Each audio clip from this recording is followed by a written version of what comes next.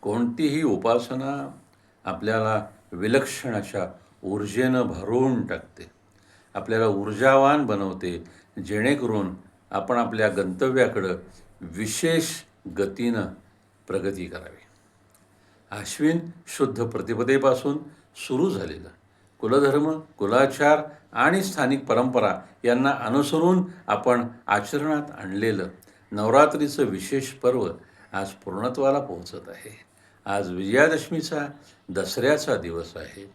विजय मुहूर्त 3.5 मुहूर्तांपैकी एक अत्यंत महत्त्वाचा मुहूर्त. देवीनं महिषासुराचा नाश केलेला आहे.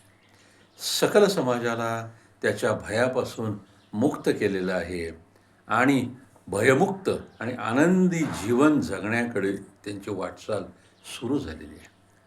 आपल्या सर्वांना दसऱ्याच्या अत्यंत मनःपूर्वक शुभेच्छा.